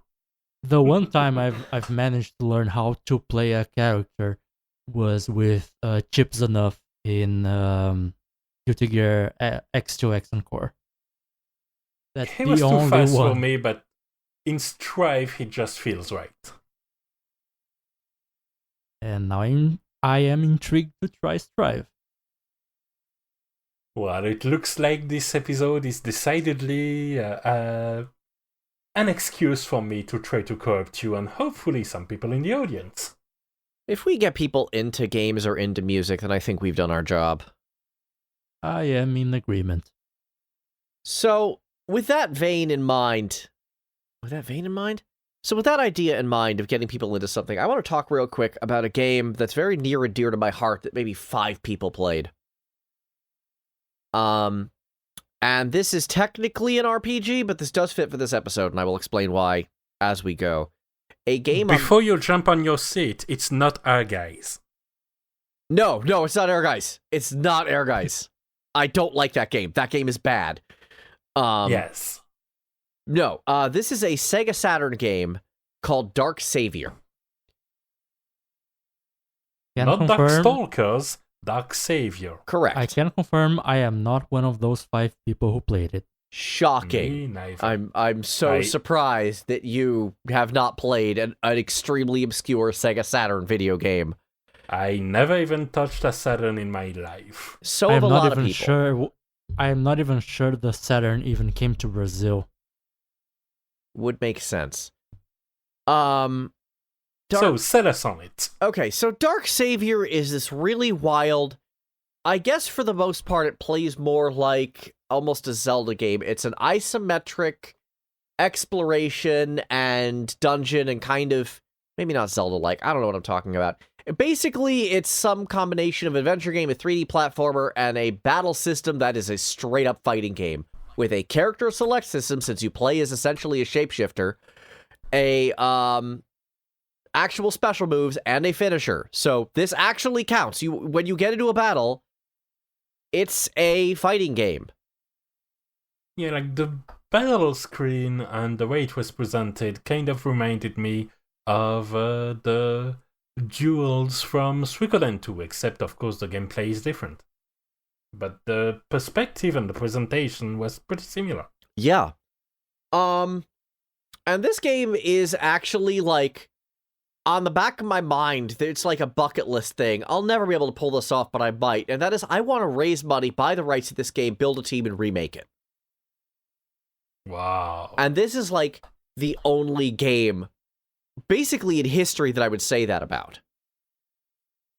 That much, that's... Yeah. It was... That's love. It really is. And it's got a lot of things that went for it. For the record, we are recording this the day before Valentine's. So that's also in team. Right? Yeah, I guess that just proves that love is violence is kind of the theme of this episode. Well, we have our title. But yeah, no. So Dark Savior is a game about parallel timelines, and it all starts with this opening level, the ship, and how fast you complete the ship, it results in which scenario you're playing. And these scenarios differ wildly. Oh, that's sick. Oh, yeah. Yeah. And one of the scenarios is if you actually lose during the boss fight of the ship, after you've cleared the game once, you actually go into a tournament-style scenario where it's just the fighting system. It's just battling. No. And you fight all sorts of fights and bosses from the regular game mode. All throughout the other scenarios. That just sounds like a clever design decision. I'm sorry? That just sounds like a very clever design decision. It's really cool. This game, as I said, is really kind of near and dear to my heart, and the battle theme is not my favorite, but it still kind of hits a lot of the buttons that we've been talking about today. It's still got the industrial vibe, it's still got the high energy, it's still It does carry a lot of that adventure feel, too. It does. I will say I've died a lot more to the think- platforming than the fighting, but And I think it's very interesting because fighting games are inherently very zoomed in. So while they are their own genre, I can definitely see arguments for them to be parts of other games. yeah. And It's kind of why how Shenmue was born, in fact. It was essentially a kind of open-world version of a Virtua Fighter game made on the same engine. it was, but I found the battle system of that game a lot, I mean, what little I played of Shenmue 1, a lot more similar to a beat-em-up like Final Fight than it was a straight one-on-one fighter like Virtua Fighter. I mean, there is still a link between the two. True, absolutely. I mean, the fact that Final Fight started off as a Street Fighter spin-off before it became an actual Street Fighter spin-off later on, and never mind, I'm not talking about Capcom timelines right now. That's more timelines than what Dark Savior has. Dark Savior just has 5. That's already a lot. That's already a lot, but that's literally the point of the game. And I guess I'm not really talking about it because the music is special, although the soundtrack is very, very good, though the synth pads used in the game are not. I will say that this Yes. one has more of the composition, but just the arrangement just doesn't work. But because no one It's is... kind of funny. Honestly, it's kind of funny how this track sounds more dated than the Super Nintendo tracks from before. It does. It really does. So do a lot of the dungeon themes. Like, unfortunately, that is one downside, is that this game is almost instantly dated amongst itself, which is one of the reasons why I would really love to remake this one day. Yeah, that checks out. Because I would love to I was introduce gonna this game. I was gonna say that the track that you shared actually made me think of Lufia, the Super Nintendo RPG, for some reason. Hmm. I think it might be the synth pads. Maybe the synth pads. What I'm thinking about now, and that's not directly related to the music, but as far as top-down, I think it's top-down action RPGs with an unorthodox combat system that is basically unheard of, I feel like there's some kinship between Dark Savior and Sigma Star Saga, which is similar, except instead of fighting game sequence, it's shoot them up sequence where you're essentially teleported to a ship and you have to survive 30 seconds as part of your random battles. It's on the GBA. Okay, interesting. I feel like that can either be really cool or really annoying. I don't know which yet. I know. I don't know either, and I played the game. Yeah. I know Undertale just annoyed me. A bullet hell is your battle system. That just bothered the heck out of me. I did not enjoy that very much at all. Now you're just making me think of the GBA and Nintendo DS Yu-Gi-Oh games, which were basically RPGs, but your random encounters and bosses were card game battles, or duels as the franchise calls it. All right. Well, as long as no motorcycles are involved. How dare you? I know the meme, but still, how dare you? Yes. No motorcycles. Grumble, grumble, grumble. Hi, I'm a biker. I ride a motorcycle, so, you know. I think I am the only one in this podcast allowed to say no motorcycles because of all the guys that go past my window that Galen has to edit out. Oh. Yeah, okay, you have more of an excuse than me. I will grant you that. Yeah, you yes, that is accurate. This one is staying in the final mix. It is. That's correct. I don't know. I way would too love good it of a if tangent. someone else would play Dark Savior. Even just one person go, what they're talking about sounds interesting. I don't know if the soundtrack is the way to sell it on you guys because the synth pads are really dated and the arrangements are not very good. I'll be honest, that person may very well be me. I hope so. I think BizHawk actually has good Sega Saturn emulation now. Like, I know that was, like, impossible for the longest time. And beyond that, I'm getting jittery because there's a lot of games that are about to come out but aren't out yet, so Right. I've been kind of looking for something to start, but that won't take, like, months. Yeah, this one is definitely an unsung classic, and it is a shorter experience if you're good at the game and if you're good at fighters.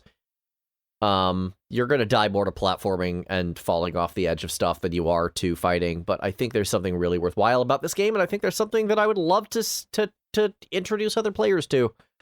And I know that's kind of not the point of this show. I know I'm not really supposed to talk about the game as opposed to the soundtrack. Well, the soundtrack is very neat. It is very dated. I would love to hear some arrangements, but I'm not talented enough of an arranger, and no one's ever done a MIDI of this, so I'd have to do it like all from scratch, and I'm looking at my piano like, oh, that's going to be fun. Oh, I know what other Sega action RPG it's making me kind of think of. Uh-oh. Because of the platform elements, and that's Landstalker. Oh, yeah. Oh, yeah. No, this is definitely, like, in the same vicinity as Landstalker. And I played Time Stalkers, I think it was, on the Dreamcast, and that was, yeah, I can see that.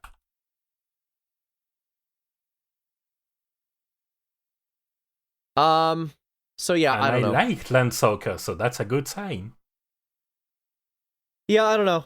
And what's funny is that this isn't even the weirdest song we're going to talk about today, or the weirdest game we're going to talk about. No, it's probably the weirdest game we're going to talk about today. Definitely not the weirdest song. Take it away. Yes. Oh, man, this one just threw me off when I heard it. And yet, when you heard it, you immediately went, that one is a runner pick, isn't it? Yeah, I did. You all had very you picks. I kind of didn't. I mean, fighting games are very good for personal expression in their gameplay, in the way the characters are used and which character you pick, and indeed in apparently the music you pick to talk about on our music podcast. And this one is called Yodeling in Meadow Hill, and it's exactly what it says. It's a Tekken 6 track that has yodeling. I will definitely give this one. I was about to say, for those in the audience who are wondering what the hell we're talking about when we say this is a very Rana pick, just the title, Yodeling in Meadow Hill. Like, if you guys don't think of Rana instantly as you hear those words, you haven't been listening to us for long enough. I think this one wins the award for the weirdest track we're going to cover today. Okay, pause. Yeah. Just wanted to mention, I'm a genius. I checked. Climax Entertainment, which made Darksavior, also made Landstalker. Aha! There we go. I don't think I want to pause that. I think I want that in here. I think I didn't know that, and I think that needs to be said. All right. Anyway, back to yodeling. Yes, back to yodela, hoo yodela, he yodela, hoo he. Honestly, first of all, if you are fighting online on this stage with this music, can you really be mad at your opponent? Even if you're getting completely dumpstered. I don't know. I think I'd be mad. I think I'd be mad at the music because it can't sound like it's just making fun of you at times. I mean, it's making fun of something. I don't know what, though. Kind of itself, honestly, because fighting games can be silly. I mentioned that when I was talking about that track that was named Soy Sauce for Geese. Right. And that's kind of in the same line. Well, fighting games sometimes take themselves very seriously, and it can at these times end with sometimes disputable plot that have some very straight-faced, cool, edgy characters disregarding completely how funny space lasers powered by fighting energy are. Right. Or, in the case of Tekken, pandas flashing kung fu moves on sentient wooden mannequins. Yodeling Meadow Hill, to me, is that aspect of fighting games represented. Yeah, this one just makes me smile in the dumbest way. Like, I heard this one and I'm just like, okay. I will say, as vocal tracks in Tekken go, it's definitely better than anything Keiichi Okabe's produced, which is a weird thing to say, considering Keiichi Okabe is one of my favorite composers of all time. But Tekken's a weird fit for the guy. Just gonna be honest there. Yes. This song is a weird fit for anything, and that's kind of what makes it so special, because no part of this should work, but it totally does. Yeah. And we've covered a lot of character themes before, and that is not a character theme as much as a stage theme. It's there because of the place we are at in this lush mountain scene, where instead of being surrounded by electrified barbed wire or people shouting, kill each other, yeah, you're surrounded by sheep, and you can even get knocked back into them, at which point they bounce off with some of the worst physics there are. It's great. Honestly, they just spin horizontally a little bit further. It's amazing. Everything about this sounds wonderful. Honestly, I'm just imagining a fight scene, a battle in this fighting game where you're just punching a guy and you throw them against the guy from the Ricola ads. Exactly. Ricola! Oh, that imagery. The Swiss Alps are a dangerous place indeed. My dream for this show is to get big enough that inspires someone to do a fan art gif of it and sends it to us. That's a fair dream. I share in it. I bask in it. Remember the first episode of the year where we wanted our podcast to go? Cancel all of that. We now have one objective. Yup. Oh, man. Yeah, no, it's hard for me to really say anything about this song because it is just so wacky and weird and very Ranakel. Very Ranakel track. And yet, yeah, I just when listening to it, I just we're just talking one above the other. Wanna go first? No, go ahead. I was just going to add to Galen's comment that when I first listened to it, I was just like mindlessly checking the playlist. I didn't even check the title first. I just checked what game it was from. And when it came to this song, I had to bring my hand to my head and just I started just nodding and laughing and go, yep, yeah, that's no, that tracks. Yep. And yet, the pace of the music, the speed at which it goes, still is kind of in line with a fighting game. Yeah. It's light and merry and kind of silly, but it's still fast and with a strong beat and goes do do do do do do. And that's pace to punch someone to, at least in Tekken, because different games have different paces. Yep. It wouldn't work in a Guilty Gear, but it certainly works there. I just have an objection on the kinda silly. Oh yeah, there's nothing kind about it. This is just straight up silly. Granted. None of that's a complaint. None of this is bad. This is actually a really cool song. It's just... Yeah. It's just funny. Just because you're doing silly doesn't mean you can just be lazy about it. Yeah, and there's nothing lazy about this. This is actually a really textured, layered song. It's just, yodeling. Exactly. It's yodeling in a fighting game. That. Yeah. Clearly the composer had a lot of fun making this, but they didn't half-ass it either. They went for it, and it shows. Exactly. I respect it. I think it's worth pointing out that the channel that we're taking the track from for our playlist just has on the description track 19 out of 95 of the soundtrack, blah blah. Enjoy the theme. Just enjoy it. Have fun. I do enjoy it. You're in for a treat. And I'm just so glad that in Smash, in taking on the history of the Tekken soundtrack as they added Kazuha Mishima to the Smash roster, they picked this track amongst others. Oh, this track actually made it to Smash? I didn't know that. This track actually made it to Smash, and I said it wouldn't work in Guilty Gear or something like that. It wouldn't work on Killer Instinct, it wouldn't work in Street Fighter, it would work in Smash, and it works in Smash because it's there. Yeah, Pretty no, much anything works in Smash unless it's too serious. Well, Exactly. which Even actually then, brings up Sephiroth. a point that I have to make about a completely different song. We may as well transition to it now. There's a song in was the point. Smash that works better in Smash than it does in its home game.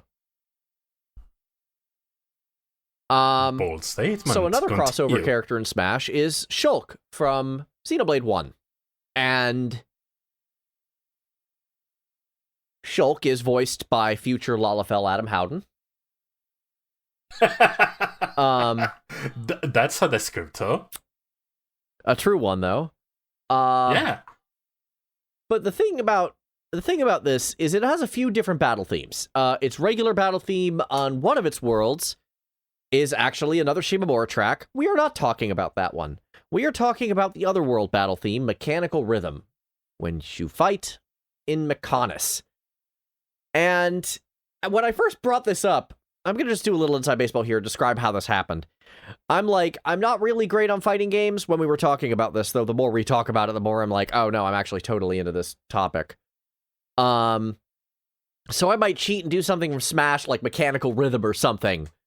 hamster wheel turning. Wait, no, I actually have something important to say about this. This is no longer a meme or a joke. I'm actually, talking about this for real. So in Xenoblade, for one thing, this song has a really long intro. Yes. So a lot of times you're going to end the battle without really getting out of that intro, so you're not really going to hear or experience it. Additionally, in Xenoblade, one of the things that it does is that your battle music can actually be overridden by another battle theme.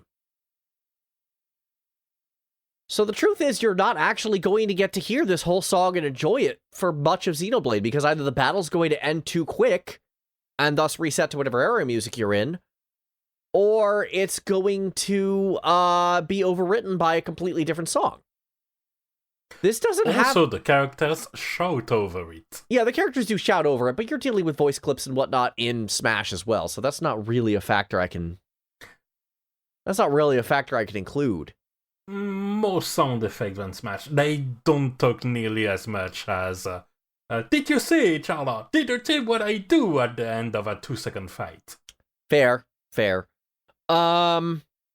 But no, this song actually works better in Smash because it gets a chance to breathe. Because the music doesn't get overwritten, and because battles do tend to last a while, even if individual bouts don't necessarily because of the stock system. So this is a case where we're really kind of looking at, I guess, having a long intro in a battle music in an RPG is actually kind of a bad thing for it. But when you actually take this extremely metal song, this might be the most metal song in the entire, in terms of, it's extremely fast, it's heavy, the guitars do not mess around. It's up there with Guilty Gear in terms of just sheer hardcore value. Yeah. Which is a weird choice for an RPG anyway, but it actually works way better in Smash. It works better in a fighting game.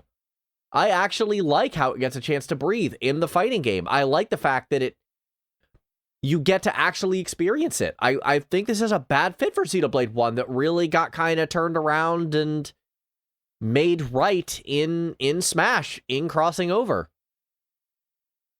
Yeah, because the hook is pretty alright, but the music doesn't really shine before we go a bit further and the melody really starts kicking in. Yeah. And interacting with the guitar line as hard as it goes. Yeah. Honestly, as someone who hasn't played Xenoblade, I even have a hard time picturing this song in an RPG. It really feels like it was made to work for a fighting game. Yeah. Which is why in the end I decided to go for it, because I figured this discussion is actually needed. There's context is key. And yes, I don't feel like its original context really gives the song enough credit.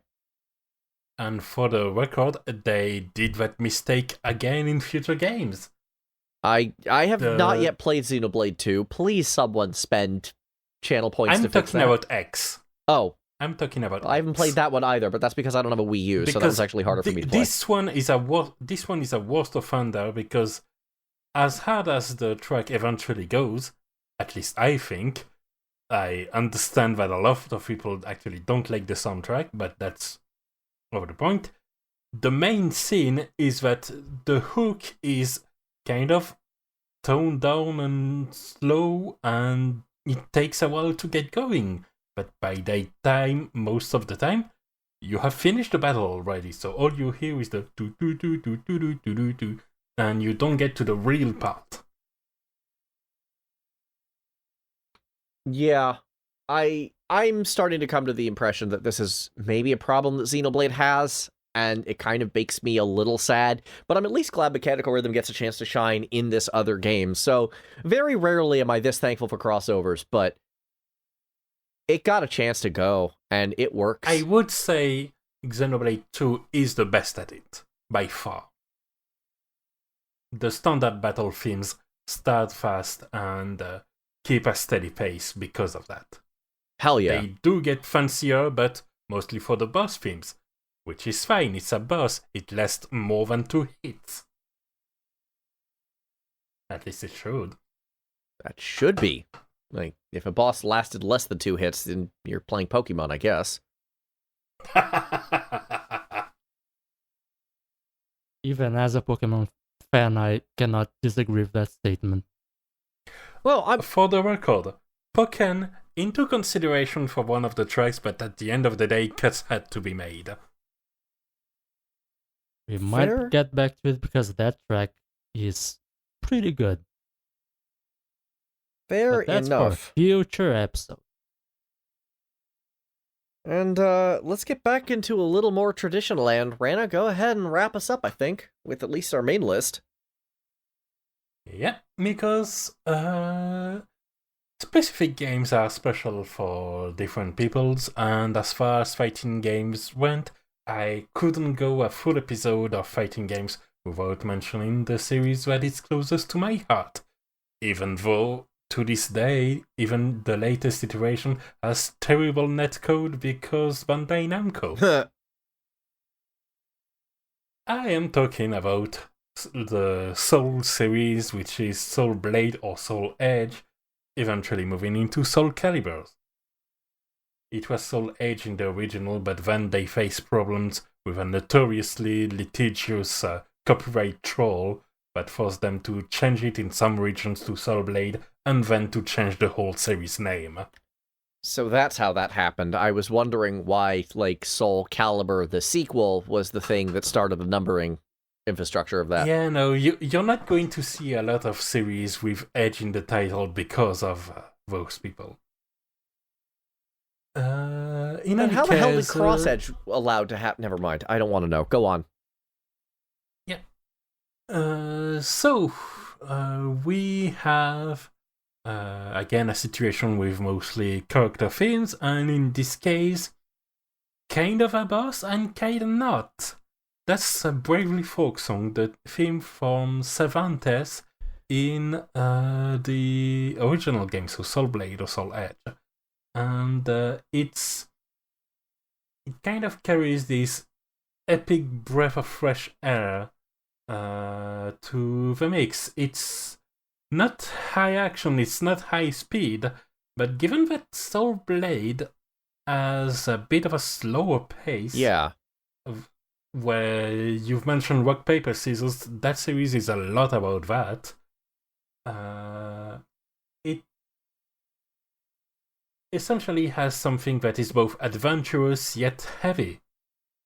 And it's not only the adventure, but for your character, because Cervantes is quasi the boss, the destination.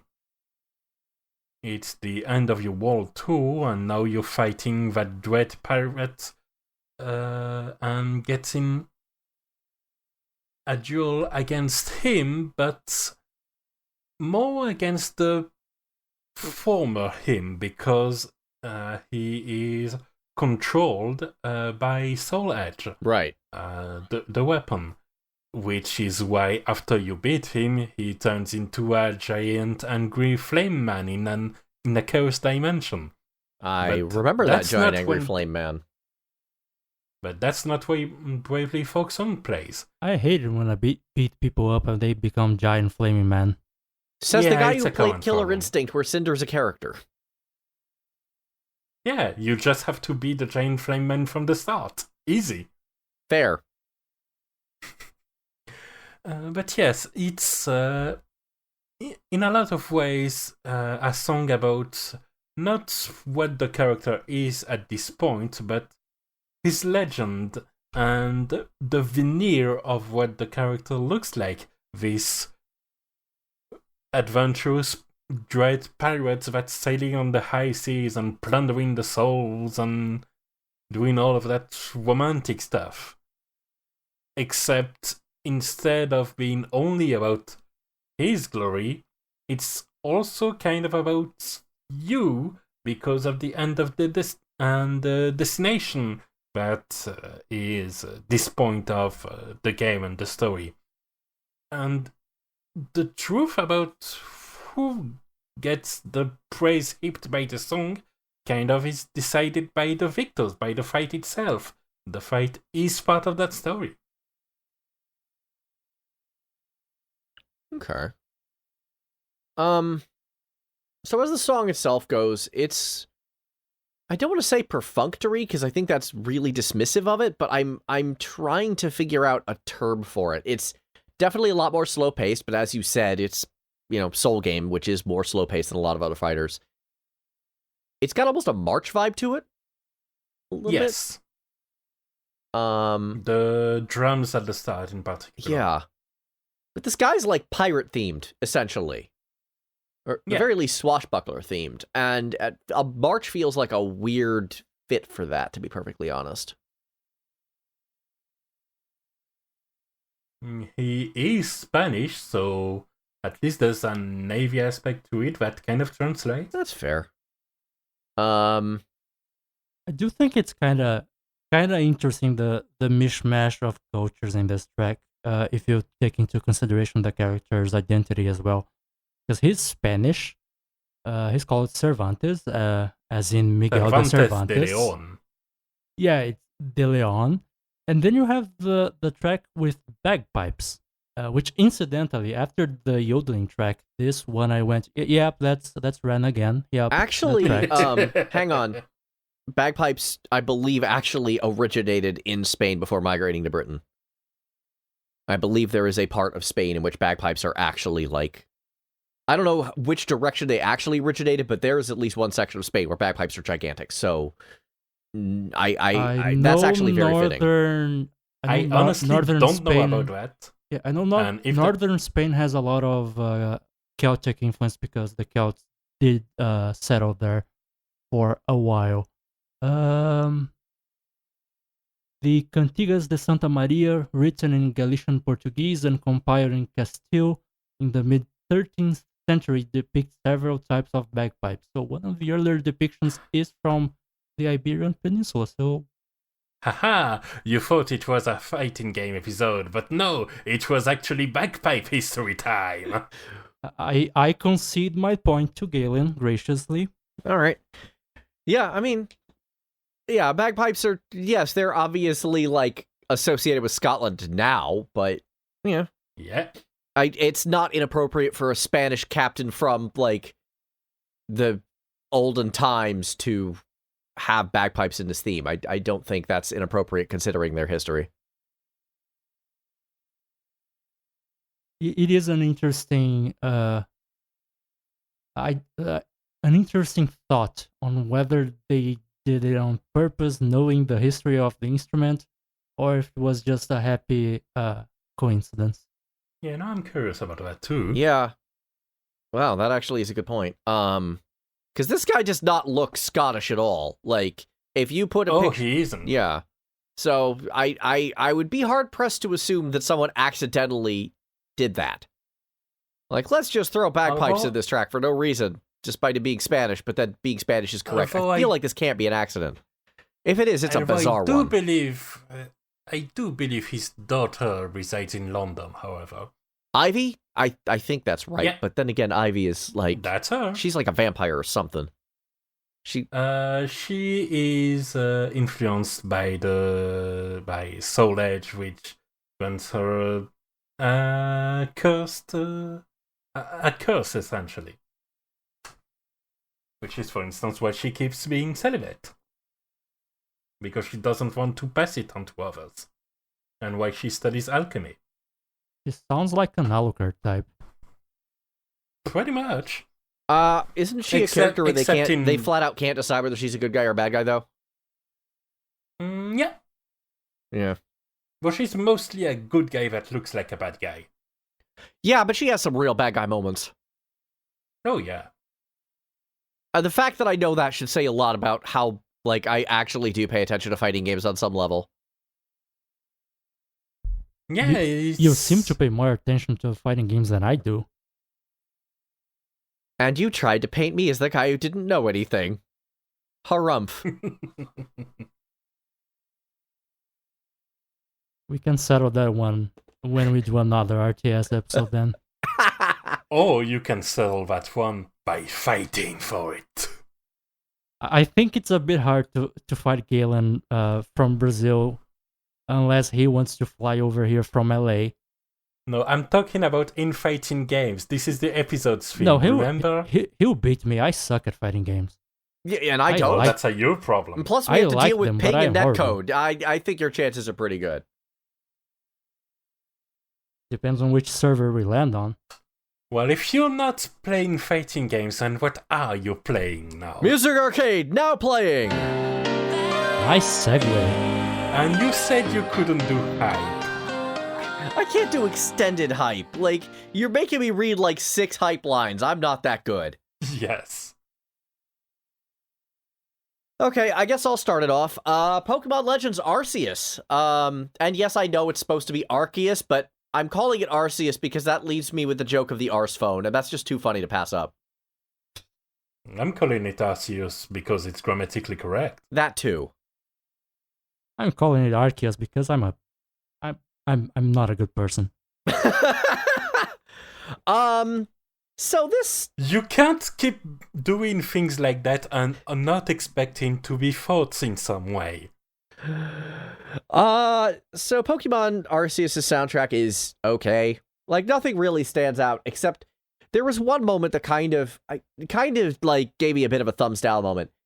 So in this game, there's actual, like, action sequence bosses, which is... At first, I was like, why is this in this video game? And now I'm like, after the second one, I'm like, oh wait, this is actually really cool and interesting, and I like it. They're not very challenging for anyone who's done anything harder, like raiding Savage. Spoiler, I'm going to talk about that later, too. But it's an interesting take. It's something you wouldn't expect in a Pokemon game. But here's the thing. So during the action sequence, one kind of music plays, and at points, said bosses will actually like, hey, they're pausing now. Go and throw your own Pokemon at it and fight it. And the music changes to, I assume, a remix from a prior game because it just sounds real weak by comparison. And I'm just like, I don't like this track nearly as much. Can I go back to the action boss theme? That was much better. Although slowing down the pace would make sense since it goes from action to turn by turn. Yeah, I just don't like the composition of the turn-by-turn song, and it almost sounds almost more hype than the actions. I don't know. I have a real love-hate with this particular song.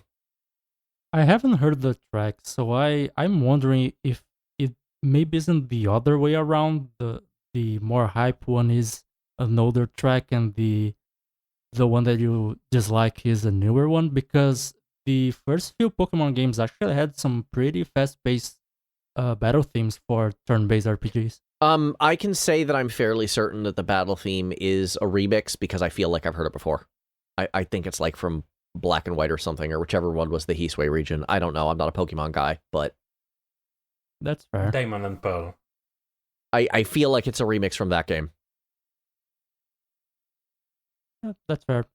It is pretty much... Wait, you'd think it'd be Diamond and Pearl, because Diamond and Pearl clans are in this. I think that's the one I meant. Question mark? Yeah, Rana said it's Diamond and Pearl. Also, it's weird, even the main battle theme, because it's very ancient Japan, ninja stuff and all that, and then the battle theme for random Pokemon battle is this subdued piano-driven piece. Yeah. Which is not what you'd expect necessarily. A lot of this game is not what you'd expect, and I think that's good for it, because I haven't really gotten much out of prior Pokemon games, but I'm enjoying this one. Like, my biggest complaints are, like, organization is awful, and, man, aggro doesn't work in this game. Like, aggro sucks. Alright, I swore I wasn't going to do this, but I've got to talk about this.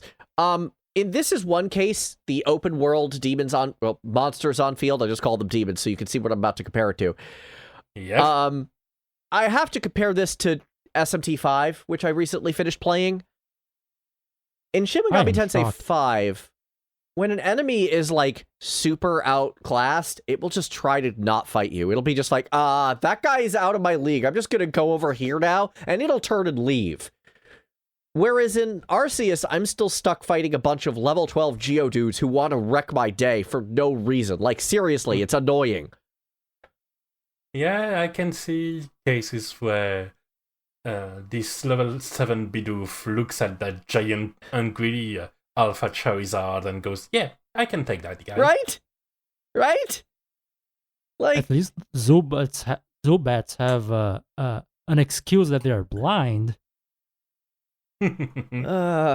Yeah. That's probably my biggest complaint about the game. Organization is annoying, but the aggro just bothers me.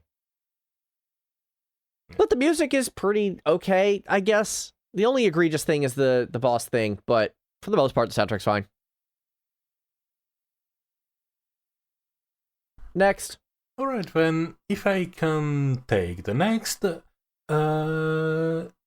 to pass a lot of time, especially during that time I didn't have a stable internet, I played a lot of Stardew Valley. Some of those tracks are good.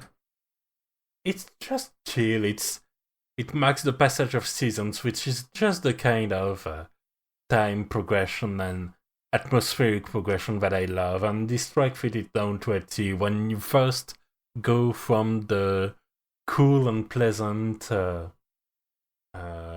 spring days to the first day of summer that hits you almost kind of with samba notes, it just feels nice. Right on. I was gonna say, for about a couple weeks straight, every time I logged on Steam, I could see on the friends list Ranakel currently in game, Stardew Valley. Yeah, because I couldn't do anything else with the games that I connected online. Turns out that always online is a bad thing. Who would have thought? Yeah. Yep. I would not like to try to play Hitman under the conditions that Rana's internet were under. Yeah, no kidding. Doing dailies in Genshin was a pain. I believe that. And you wouldn't want to play the games that I've been playing either, because both of the games I've tried this past couple weeks have always online stuff. Hooray. Tell us more. So I'm still playing a lot of Last Epoch. It is, I won't say it's my favorite Diablo-like ARPG yet, because it's not finished, but it's on the run to becoming my favorite Diablo-like ARPG, because I just have way too much fun with its mechanics, and the skills are really cool. If it's already at that state before it's finished, it's generally a good sign. Yeah. Unless they find a way to really screw the pooch. Yeah, there are some classes that still aren't very well balanced. Also, sometimes you get very broken characters, such as my rogue with 143% critical hit chance. But overall, it's very nice. There's a couple classes where every mastery class, each base class has 3 masteries. A couple classes have basically all 3 masteries very well balanced, which are the Sentinel and the I believe it's Primalist. The Sentinel can be either your regular warrior, he can be a paladin type, or he can just embrace the void and use the powers of essentially the thing that's eating the world up. Basically, this game's version of Lavos, because this game takes a lot of notes from Chrono Trigger. And the Primalist, he looks like a berserker, but he's not really a berserker unless you say a werebear is a berserker, then he can be. He can be a shaman. I mean, that's kind of where the word comes from. Yeah, that people fought like bears, I believe. Yeah. But anyway, that's why you have bear in Berserker. Yes. Etymology, fun. I actually do like etymology. Yes! I do enjoy Me etymology too. for the record. How dare you deadpan me like that on something I'm passionate about?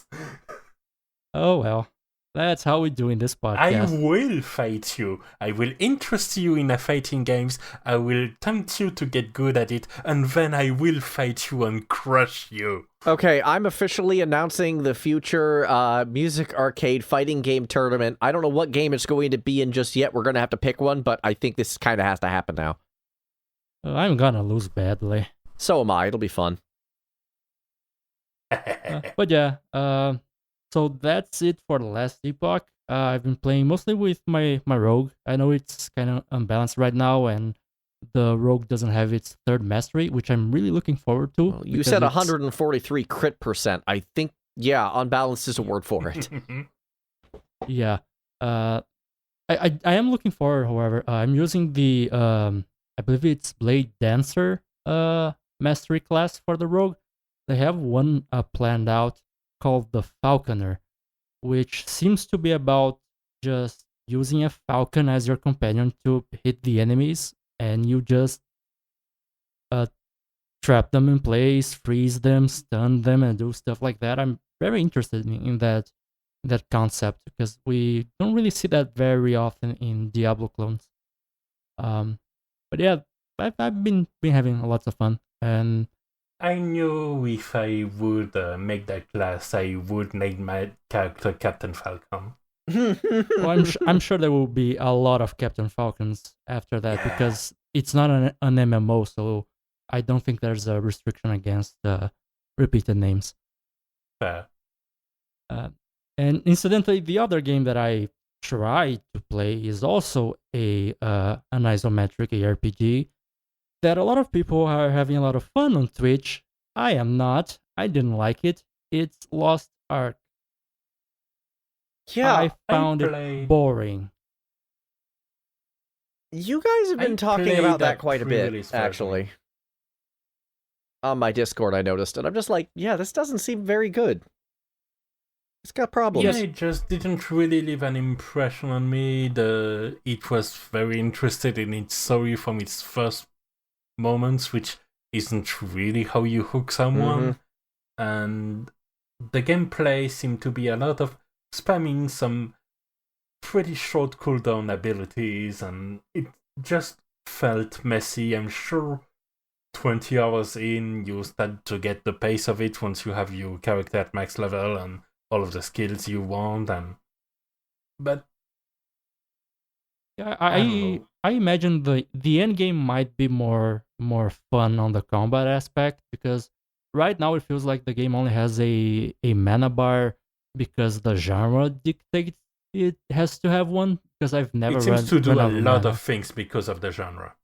Yeah, and it does a lot of things that are specifically a part of Korean RPGs, including having way too much stuff to do at the hub city. When it's an ARPG, you're meant to be out destroying mooks on end, and yet you have a lot of stuff to do at the city. Exactly.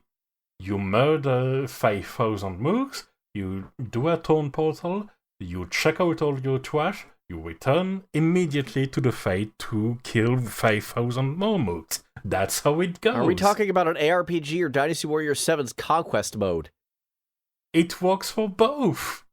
And that is the issue, because it's an ARPG. You shouldn't go to stay in town for too long, but you do because the game tells you to. There's even a daily quest guy that you have to talk to. I hope in the end game you don't. I hope in the end game, when you actually do have to do daily quests, you can just check them out on a menu or something, like in the Diablo 3 adventure mode. But yeah, but you gotta stay in the hubs to be able to flaunt your cosmetic items that you bought from the cash shop. The game even has a quest, an introductory quest, that only serves the purpose of telling you how to do emotes, that tells you to go talk to a bard and dance in front of him. Like, that's the level of we have a lot of things to do in town that this game goes for. And I don't like that in an ARPG. Why is that? Okay. I don't know why it has this level of popularity. Maybe they just brought in the big bucks enough to generate hype itself? I don't get it. I know it's big in Korea. It already was a thing over there for a while. So since most of the things we are... So are a lot of other very bad games. Yeah, most of the things we're complaining are sort of... I'd imagine for Koreans is kind of just regular by now. And we aren't used to it, so we complain about it because to us it's pretty... it takes us out of the game. So that would explain why it's so big. It was already very big in a couple countries, and then it came over here. But I don't get why all reviews are so positive. There is a lot of production value in the game, for the record. Like, okay, but how's the music? The music, I can remember. Does it exist in your mind, or has it been completely absent? Let me put it this way. I didn't realize there was music in the game for most of the scenes I was in. Oh, that's not a great endorsement. Yeah, I thought so. I'm not surprised. Yeah, there's a lot of production value on the graphics, the music. I guess instrumentation was nice because I wasn't offended, but it's not memorable. Sadly. So, another episode where my now playing games are, this is a very good game, but the soundtrack is and this is if it's for you. You know what? If you like Lost Ark, good on you. Happy you're enjoying something, even though it's bad. Rana coming out swinging. That's how we lose half our listeners. I don't think so. I think they'll hopefully be okay with it, but it could generate some controversy and get us more ironic listeners, and I'll take that too. I want more listeners is the short version. Okay. I work in marketing, so bad press is good press. Well, let's go ahead and turn it around to a game that everyone I know except Eddie is playing, apparently. And that's FF14. So I've come to the conclusion... I'm the black sheep of the podcast. So I've come to the conclusion that the raid music is actually bad. Yeah. Yeah. It's I didn't like it to start really, but I thought it was okay, but the more I listened to it, the more it's just gotten me to the point where I'm like, this is making my raid experience worse. What can I switch it out for? Oh yeah, Dynasty Warriors. So, sir, would you like more gravitas with your gravitas? It just sounds like a dirge. It doesn't sound like a thing to pump you up for boss fights. Yes. I mean, it is pandemonium, but still. But yeah, so for Pandemonium 1 Savage, I picked Genius's Sanctuaries from Dynasty Warriors 6. For P2 Savage, I went with Solo, the Fawn Castle theme from Dynasty Warriors 8. Haven't started P3 yet. We will find out. But for now, like, these are working a lot better. These are actually getting me, like, into the boss fights again. And I'm actually like, okay, I can do this now. So, yeah. I wonder if you will have to change by the time you reach the final encounter, which is a remix of this version that's very different in tone and has a lyric. Well, if we're talking about P4 normal, I've heard it, and it's fine, I guess. I don't know how I'm going to like it on repeated playthrough for Savage, but I guess that's a future me problem, because I haven't even started P3 yet. And I don't know what, or if anything, the second phase is. I assume there's a second phase, because usually the final boss of a tier has a second phase. There is. Okay. But I don't know what that could mean or represent or how it sounds. The short version is this raid tier music not great. I don't know what Soken was going for on this one, but really hoping it doesn't carry over to the next tier. I kind of think he went for what you said it was. A dirge. Okay. Yeah. Well, cool. Pandemonium again. Yeah, but the Pandemonium theme I think of the most is the Final Fantasy IX one, which is like this organ-driven gothic piece that's right out of the Eddie playbook. That's for the third wing. I wouldn't listen to that now. You'd like it. You'd like it. All right, that's all I had to say. Rating has gotten better now that I swapped out the music for something from Dynasty Warriors, which shouldn't work but does. Next. And final one, I also played some rhythm game. Okay. Because on Game Pass, they released Taiko no Tatsujin, the first that I know of on PC, called The Drum Master, which has a pretty interesting selection of tracks. Very few originals at the start, although you can unlock some by playing, not by paying for DLC, which is nice too. And it's anime openings that are popular in the West, and some medleys from other Bandai Namco tunes, including Tales of Arise. And it's fun to play some medleys, some original, a few songs daily, and sometimes if you land on, say, an anime song you don't like, but it's got a daily bonus, so might as well, you can switch your instrument and go from drums to making rhythmical fart sounds. And that's gotta count for something. That sounds on brand from what I know about the franchise. Yeah, it's very silly, and I like it. And that is going to be it for today, folks. Remember, you can check our full episodes on Spotify, Google Podcasts, or YouTube, where you can also find a playlist with all the tracks we've talked about. Now we're off to spam some Hadoukens in the online ladder. It's called a Reppuken! Those are weird name for Kamehamehas, guys. Anyways, we'll see you guys next time. Later.